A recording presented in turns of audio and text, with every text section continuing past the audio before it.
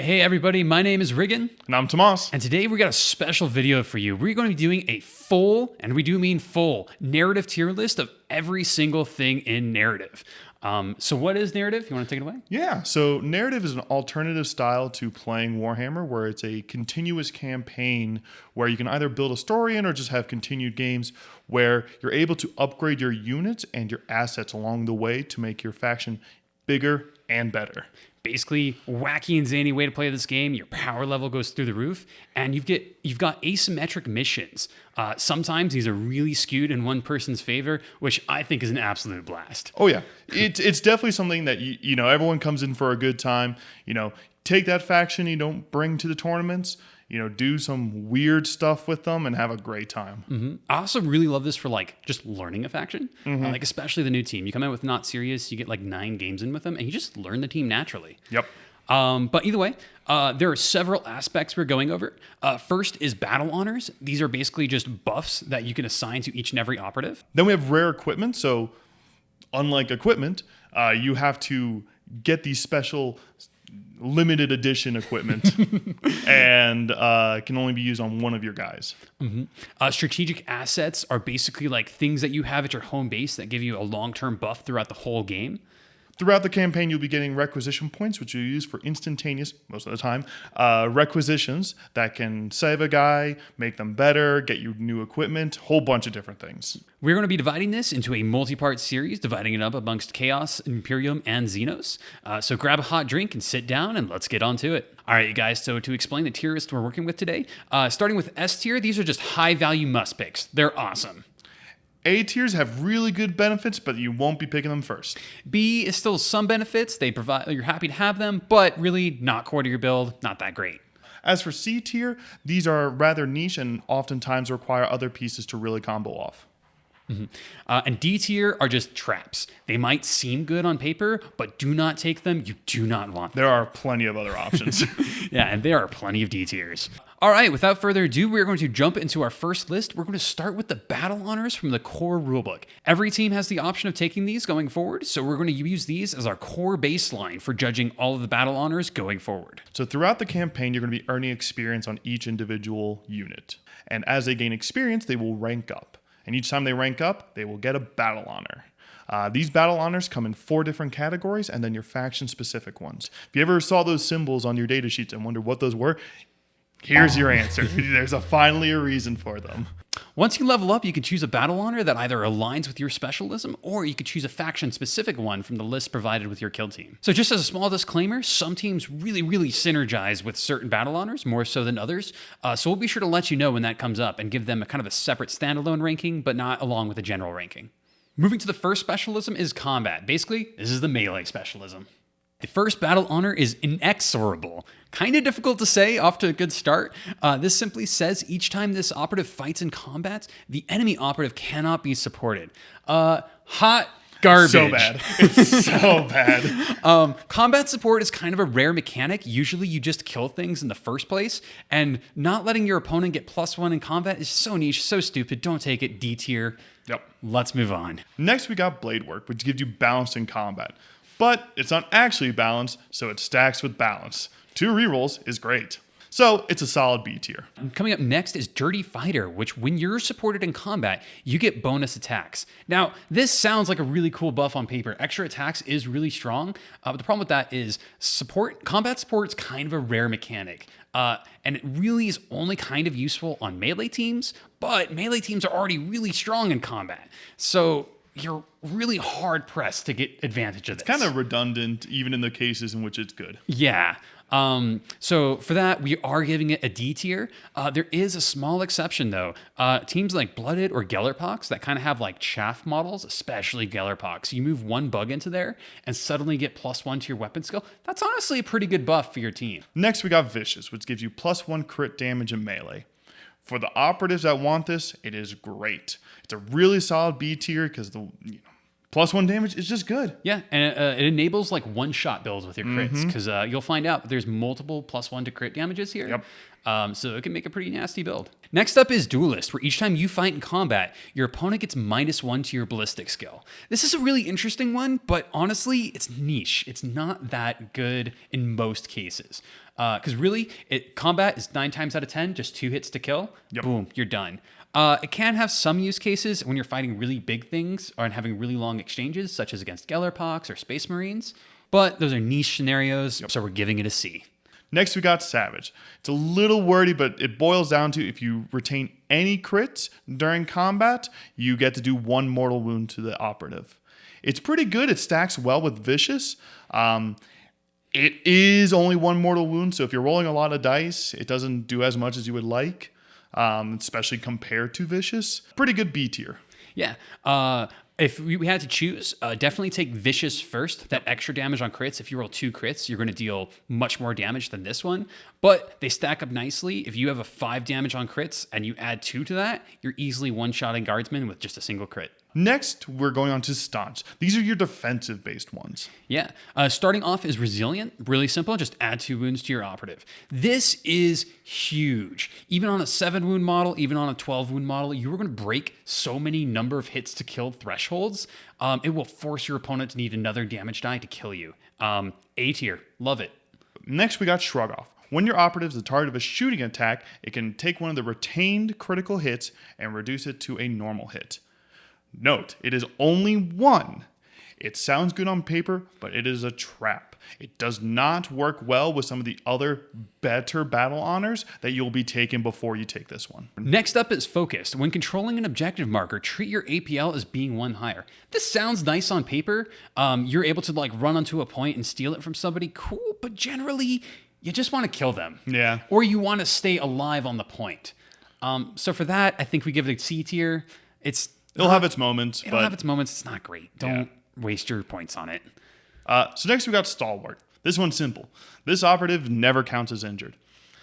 It's only good in certain factions that have high level of wounds that get injured often, that don't have another rule that makes them not injured. So it's a C tier just because there is situations where it can be good. Mm-hmm. Generally in this game, you're kind of like binary. You're either at full HP or dead.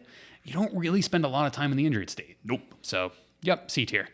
Next up is Invulnerable, where in shooting attacks only, you get to ignore the AP1 special rule. This is pretty interesting because some teams live and die by AP1, particularly a lot of Marine teams. Yep.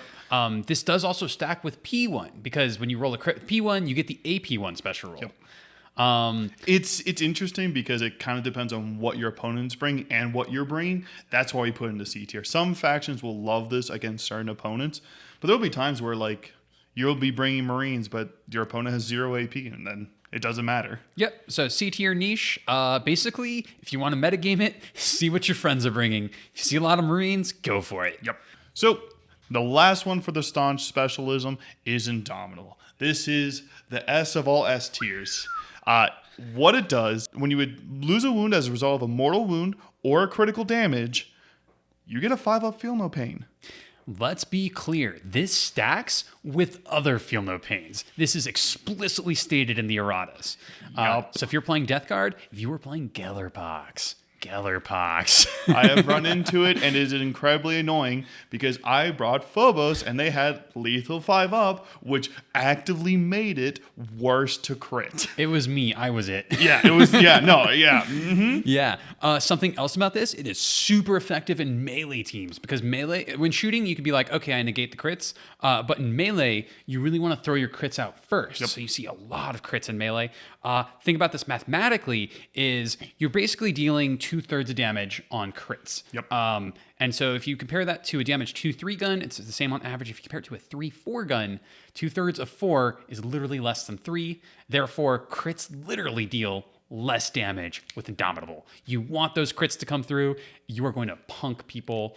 Oh yeah, hard. And if we just went over the combat specialism, and if you noticed, a lot of those were crit based. You just say all those battle honors that you got, they make you worse now. Thanks. And we did mention how Shrug Off was a D tier. It's a trap, and this is why it's a trap. Yep. You want to get critted. It is a good thing.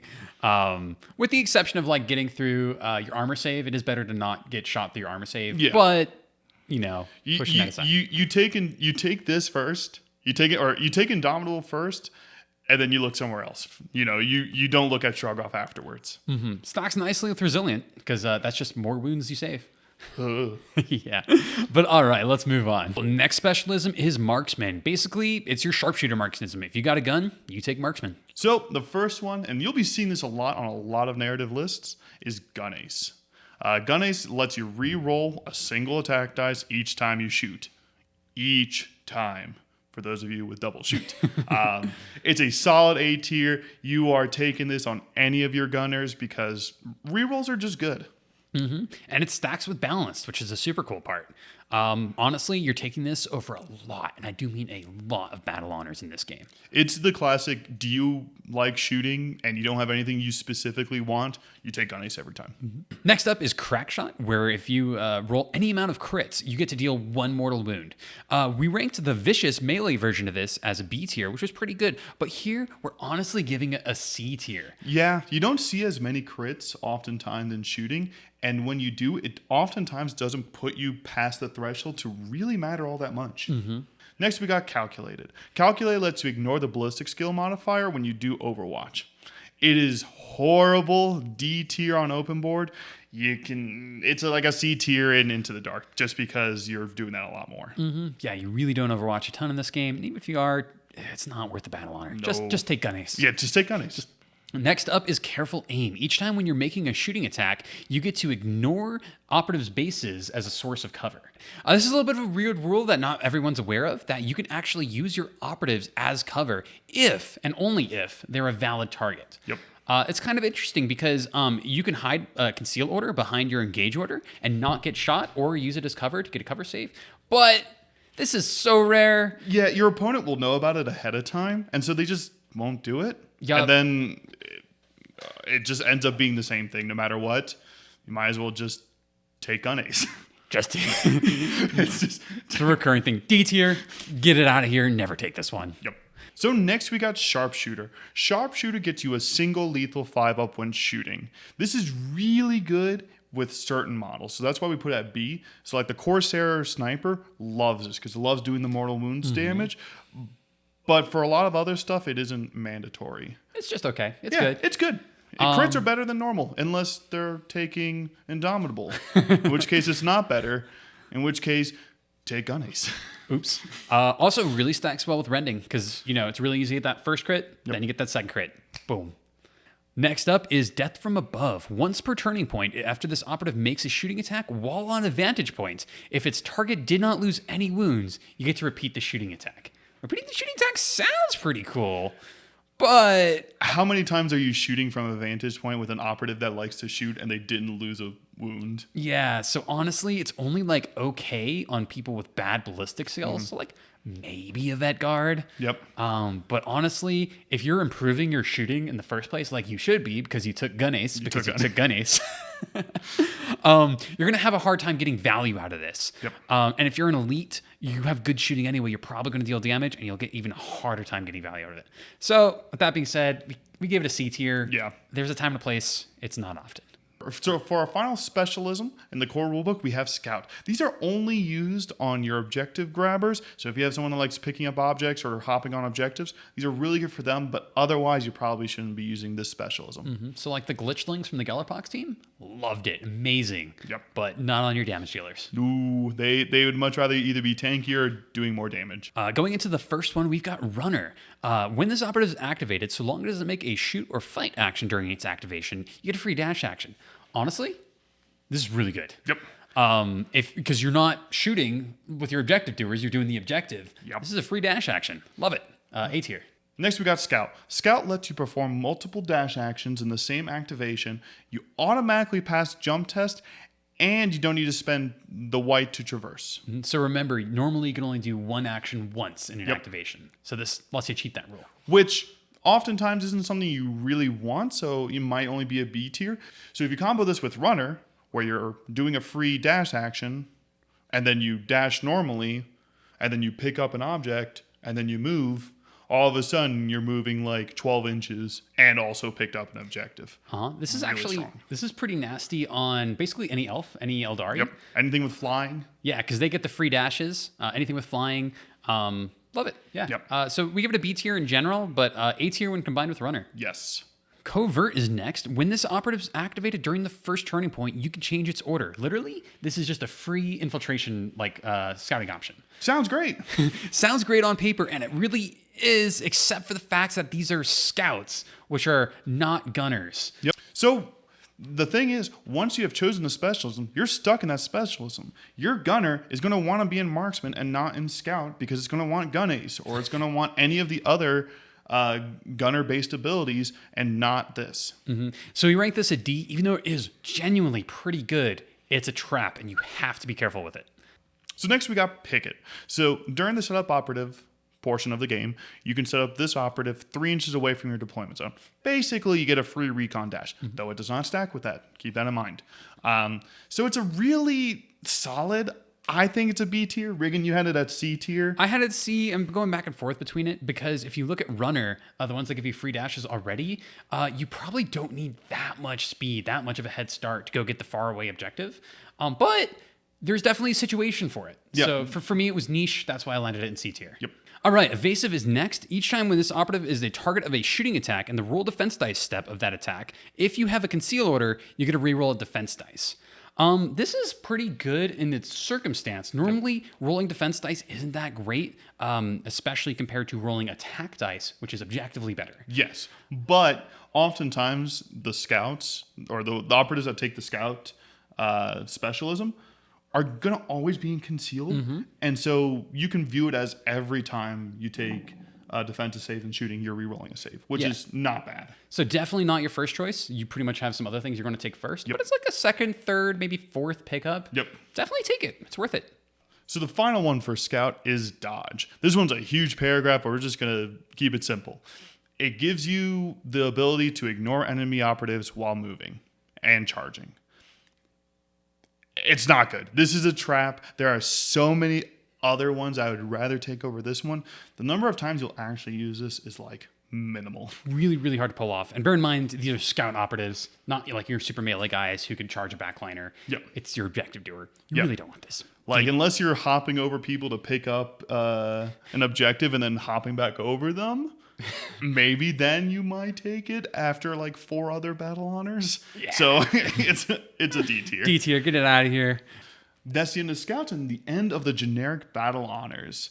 So now we're going on to rare equipment. So rare equipment works similar to normal equipment, except you can only have one of each individual rare equipment. Yep, so no duplicates. No duplicates. And then an operative's weapon can only have one rare equipment assigned to it. Bear in mind, though, that you can stack rare equipment with normal equipment. Correct. So you can do +1 damage from your normal equipment and +1 damage from rare equipment and get like a super spicy gun. There's some interesting combos, which is why they're a lot harder to get than, say, like battle honors. Yeah, so in order to get rare equipment, you can't just buy them. It's different than normal equipment. You have to only either get them via Spec Ops, or there's some teams that have them in their requisitions. Yep. And those teams are super spicy. They have a lot of fun. Yeah, there's actually one team that gets them in their assets, which we'll get to later. Yeah. So there are 2 categories for the rare equipment. There's ranged weapons and melee weapons. You'll see in the faction ones, there's a lot more ability-based ones. But for the core rules, they keep it just to the melee and ranged weapons. Super simple, super generic. But let's jump into the first one. The first one is Autoloader. For 2 equipment points, you get Ceaseless on a weapon. Oh my God, is this amazing way to start. Yep. Put Ceaseless on a plasma weapon. You are going to have a good time. Yep. This isn't great on every weapon, but on the weapons like plasma or any of those heavy hitters, perfect. Yeah, we're assuming kind of like the generic good use case with our tier list. Yeah. So yeah, put this on a plasma, A tier. Next, we got Flux Capacitor. This gives your ranged weapon P1, which is situationally good. On weapons that have lethal 5 up, it is fantastic, which is why we put it in a B tier. So, it's pretty good. Next up is Rending Rounds. Gives your weapon rending. Really love this on the right picks. If you have a Mortal Wounds 3 sniper, oh my God, do you just deal 6 mortal wounds? Or if you combo it with the Battle Honor from Marksman, the one that gives you a single lethal 5 up. Yeah. Real good. Some pretty nasty combos out there. A tier. Love it. Next, we got Propulsion Amplifier. For 2 equipment points, it adds 1 damage to both damage characteristics of your weapon. Really good on weapons that have 5 or more shots that are decently hitting. We put this as an S tier because there are times where this will mean the difference between a dead operative and an injured operative. I put this on my Reaper chain cannon, which has 6 attacks from the legionary team. No. Just instant delete buttons. Stop it. Next up is thermal sight. This gives your weapon no cover. Garbage. Hot garbage. Just no cover. The amount of like damage increase is like so minimal. You're talking like a 1 or 2% increase to kill. Yep. Like increased chance to kill. Don't do it. Rending's better.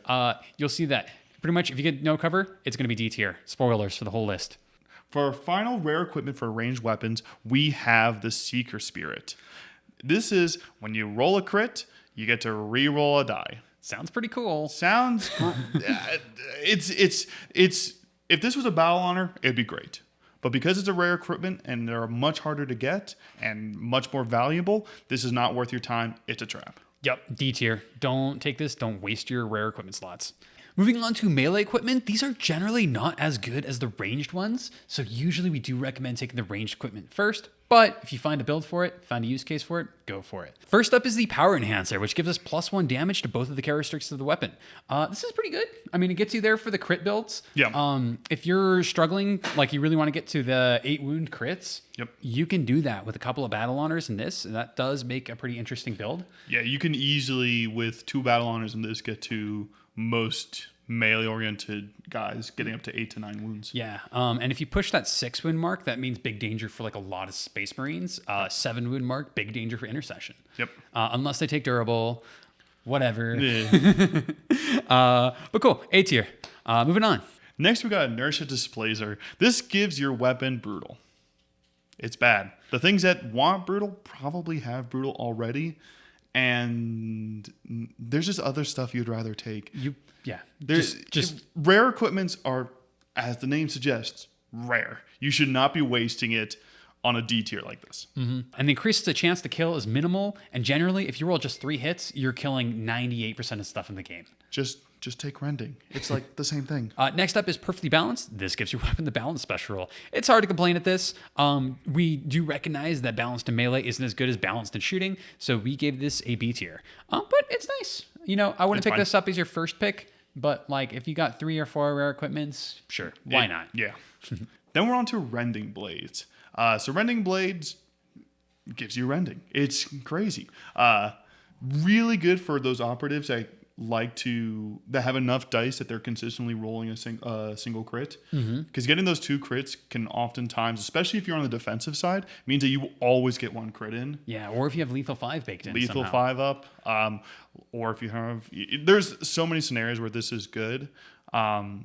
We kept it at B tier just because not every operative really needs this, and frankly, all the rare equipments for melee aren't that great. Yeah, it does spell a lot of danger for Space Marines. Yep. But the problem with melee-oriented gear is that if you can one-tap something from afar, amazing. If you can one-tap something by running into danger, well, now you're in danger. Yep. So, something to think about. All right, next up is Monomolecular Edge, which gives your weapon lethal 5 up. It's good. It's fine. We like lethal 5, but honestly, rending is much better because basically if you get that 1 crit, you do want that 2nd crit. Yep. And unfortunately, you can't take both this and the Rending Blade because you can only take 1 rare equipment per weapon. Mm-hmm. There is a requisition that allows you to do both called Weaponsmith. Yep. But that's pretty far into the game. So that's a lot of... Yeah, don't worry about that in the beginning. So the final one is Arc Unit. This one gives you stun. Would be okay maybe as a battle honor for a defensive-oriented melee operative, but as a rare equipment, it is a trap. Do not use it. It's a D tier. Yeah, the amount of impact that stun has on this game is minimal. Really, you kill most things in the game in 2 hits. Yep. Doesn't give time for stun, just kill things. Yep. For our next category, we have strategic assets. These are basically permabuffs. They're kind of viewed as things at your base that give you a constant buff throughout your whole campaign. Do note you can only have 2 of these active at once unless you get a upgrade later on in the campaign. So you're going to be really tight on your strategic assets. So choosing the right one is very important. Yeah, so we graded these with like extra stringency because it's really important. If you only get 2 of them, you have to choose the best ones. Yep. So first up is the engineering bay. At the start of the setup barricades sequence, you can select one terrain feature within 6 inches of your drop zone, and until the end of the battle, all parts of that terrain feature no longer have the light special rule. They are now treated as heavy terrain instead. At a quick glance, this sounds cool. You can maybe give like a barricade that's out in the open the heavy trait, but these are assets we are talking about. They are precious, they are finite, and good God, there are some good ones. The strategic assets will impact your game so much, and this one will be useful for maybe 1 turn. Yeah. And that's not worth it. So needless to say, D tier, never take this one. Yep. Hot doo-doo. Next, we have Intelligence Networked. If during the scouting step you chose Infiltrate, then during your first turning point, you get to do Infiltrate an additional time. It's good for things that like to do Infiltrate. You end up either forcing yourself to take Infiltrate every single time, or you end up not using a strategic asset because you don't use Infiltrate. Yeah, so you can lose out on the initiative game because your opponent knows what you're going to do. But in general, this is really oftentimes the best one you could take in an open board. Yep. Quick result, though, is D tier on Into the Dark. Infiltrate sucks on Into the Dark. It's C tier overall, D on Into the Dark. But honestly, if you have a gunner, the Infiltrate's super good on it because you put them with a conceal order in cover where they have LOS, line of sight. They take a shot with their engage order. They run then behind heavy cover where they're completely obscured and completely safe. Yep. Doing that twice gets you 2 shots in the beginning of the game. So with all that being said, we did give it a C tier. Yep. But hot trash, don't take it Into the Dark. And honestly, this should not be one of your first picks. No. Maybe like your 3rd, probably your 4th or 5th. Next up is Surveillance System. In each game, if you select the Recon Scouting option, you get to dash 1 additional time. Note that this doesn't stack twice with the same operative, so you're not zipping forward 6 inches. You do have to do 2 separate operatives. In general, not good. It's not good overall. It's definitely D tier. There is the niche scenario that I did with Corsairs, because Corsairs allow you to choose to do a recon dash during the scouting step, which means it combos with this. So you get to choose your original one, and then you choose a recon, and then you choose this one. Mm-hmm. And so all of a sudden you could do 3 scouting steps, which is cool, but like that's like the only one that can do it. So it's not worth it overall. Yeah. So next we have Expanded Armory. This is one of our first S tiers. Definitely top 3 in our choices. It's pretty simple. It just allows you to bring 4 additional points worth of equipment. It's really good. Most teams have good equipment. When you mix rare equipment to the mix, you get some pretty good things. You're going to be hurting for some equipment points, and this will give it to you. You know, most games you're already using your 10 equipment points that you're allocated. Yeah. So all of a sudden it's like, oh, I got this really sweet rare equipment. I need to expand my armory. Might as well take Expanded Armory. S tier. Take it. Top 3 every time. Yep. Next up is the Med Bay and the update data slate step of the mission sequence, which is basically after the game, after your operative has been incapacitated. So when you die, you roll a casualty test. And on a 1, you basically get a battle scar, which could mean you get a permanent lingering injury or you just die. Yep. This lets you reroll that casualty test so you don't get a permanent injury. There's a 1 in 6 chance of this even being useful. Yep. And really, I don't like playing for losing. I don't like buying insurance. I would rather prepare myself to win more in the first place than to cover up my future mistakes. Yeah, bear in mind that if you have a medic on your team, you get a free reroll on these tests once per game. D tier, just don't take this. Yep. We're on to War Shrine. So this one's weird. So once you have an operative that has reached the ace rank or higher, which is 16 experience or more, which is like about 7 games worth, you then get to choose an adept leveled operative. Mm-hmm, which is like 0 experience. Yeah, so a brand new one. So you have to have someone that's really high level and someone's really low level, and they get 1 experience. Ooh. Yeah, it's a little nice to catch up the newbies, but gosh, it's so bad. It comes so late in the game that it's just not helpful. D tier. Yeah, just do it. Have your adept do a little bit more work. Give him more experience that way. Give him an experience share. Yeah, there's much better ways to do this. Cool. Up next is the comms network. Once per battle, when rolling off for initiative, you get to reroll your dice. This is huge. It's really good. I think it runs into the problem that there's too many other good ones. Yep. Yeah. So honestly, it's usually in my top 3, maybe 4. Yeah. If we're scrounging that far, like if you have no good faction one, easily the top 3 in the core rulebook, hands down. It's top 3 in the core rulebook, but remember, you only get 2 strategic assets to be getting. So yeah. So definitely be on the lookout for this one. Keep it in your back pocket. But coming up next, you'll find the best one. The best one. So next week, the best one is Tactical Uplink. What it does is once per turning point, you get to do a free tactical ploy without spending a CP. Do you like an extra 4 or more command points per game? It's not a reduction, so it doesn't make a 2 CP cost 1. It's flat free. Yep. So if you're like Hand of Archon player uses Devious Scheme to make your ploys cost more, you'd be like, it's free. It's free. Don't care. Yeah. It's so good. Even if you don't are worried about stuff like that where it's increasing your cost, it doesn't matter. Just 4 free CP is good. Do you know it's only tactical ploys, so you don't get to use it on your strategic ploys, but honestly, use it for if you got nothing better to do, just use it for command point reroll. Yep. Love it. All right, coming off of that high, we are going to Stim Stash, which is kind of a hot duty. Basically, when you're taking your recovery tests, so when you're saying, I'm going to remove my battle scars, you can reroll a 1. Nice. It's so bad. It is D tier, get it out of here. so bad. Let's go on. And hey you, using the ad block over there. We know it's you. We have YouTube analytics on, and we use ad block too. But nobody else knows that. But either way, if you're looking for more ways to support creators like us, we actually set up a Patreon. It's got awesome perks for you to check out, and we'd love for you to see it. Also, we've got a Discord going on. So if you want to join our community and chat with us and our friends and just hang around, we'll be there. Yes. Cool. Moving into our final category, we got requisitions. Requisitions are kind of interesting. They're like a momentary purchase or boost or something along those lines, usually. Whereas assets are more permanent. These are more temporary or just in the moment. You start off the game with 4 requisition points, and you get an additional requisition points after each and every game, whether you win or lose. Yep. So they're pretty easy come, easy go. But with that being said, let's hop into the first one. Yep. So our first one is Operative Assigned. It adds an operative to your data slate. It's one of those that's it's mandatory because you'll be using it every campaign, but it's nothing to write home about. It's a solid B tier. You're not going to be happy using it. Yeah, usually use this because somebody died on your data slate. Yeah. Or you need a secondary gunner op. Once you choose the weapons on an operative, they are stuck with that for the whole campaign unless you have a faction-specific thing. So if you want a different gun, you have to get a new operative. So it's good, but you know, there's some really cool ones, and this isn't one of them. Moving on, next is equipment drop. This is how you get your equipment in narrative. You start off with no equipment. You cannot use anything unless you put it in your stash, and this is how you put equipment into your stash. For 1 requisition point, you get 5 points of equipment into your stash.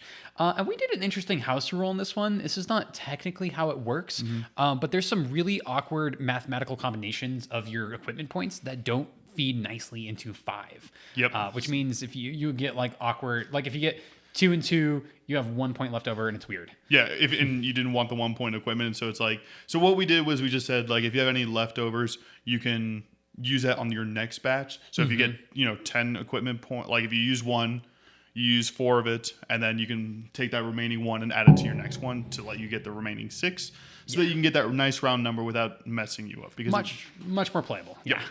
Needless to say, this is absolutely necessary. It's an S tier. You have to do it. Recommend doing it in your very first game and spending 2 requisition points on it. Yep. You got 4 requisition points when you start. 2 of them are probably going to be for equipment, and then 2 of them will be for, this next one, which is asset acquired. This allows you to add an asset to your base of operations.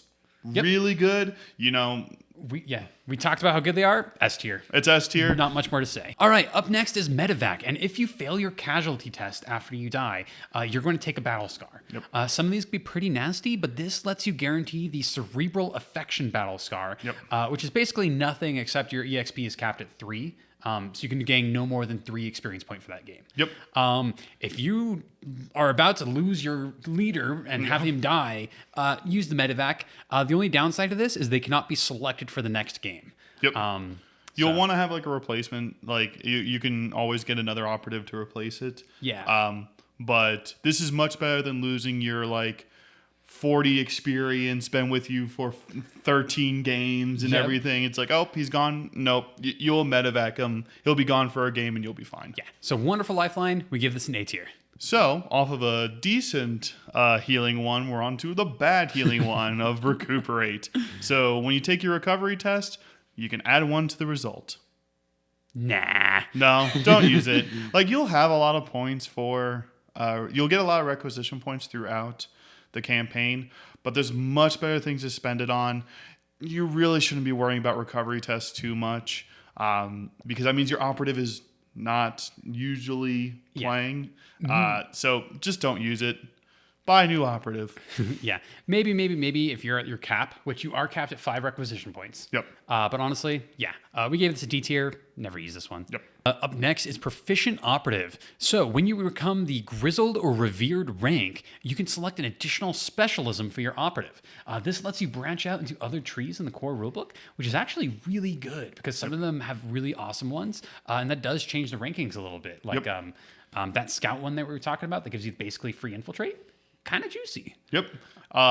Do note it can only be used once on an operative, so you'll only get that one time to branch out to a different specialism. But that's okay because generally you're not going to be dipping your toe into 2 specialisms completely. You just kind of like want like Indomitable or something like that where makes you better, but you won't be completely changing. Yeah. It's really good. Also note that you were limited to only the options available. So if you can't choose Staunch in the first place, you can't choose Staunch now. But that being said, we gave this an S tier. Yeah, it's late game. It is just about mandatory. Yeah. Wonderful pick. So the final requisition is Weaponsmith. This allows you to choose an operative's weapon, and that can get multiple rare equipments. It's C tier. There's not many times you're going to honestly be wanting to put multiple rare, or really have the opportunity to put multiple rare equipments on the same operative and on the same weapon. You'll probably want to spread the wealth a little bit. It's there. It's C tier. You might use it once, but you won't be seeing it too often. Yeah, the problem with that is you don't want to overinvest in many of your operatives because if you can already one-tap things, one-tapping things more isn't really more. Yeah. Yeah. So spread the wealth, have 2 good operatives instead of 1 good operative. Yep. So, as our final talking point here, we do want to talk about Spec Ops. Spec Ops are basically like your grand personal mission in narrative campaigns. You have special quests where you want to do certain tac ops and score points for them. These are ongoing between your games, and so you kind of keep a tally. And at the end of them, you get commendations, which are basically sweet loot rewards after you do your mission. So you'll notice from these Spec Ops that there'll be tac ops that you normally don't have access to with your faction. Do note you can choose any of the archetypes when choosing your tac ops. This changes a lot and is oftentimes not seen by a lot of people, but it's sometimes the only way you can do your Spec Ops. So just a quick note on that. It is in the narrative mission sequence, which has got a few key differences, and you should look out for them. That being said, though, you cannot split your archetypes. You must stay on one singular archetype. Yep. But with that being said, we aren't going to go into the nitty gritty of each of these Spec Ops. Honestly, it's a lot of repeating yourself of these are the tac ops you have to do, and these are the rewards you get. So we're going to give you quick and dirty. Here's a quick tier list of the rewards and the things you should be looking out for.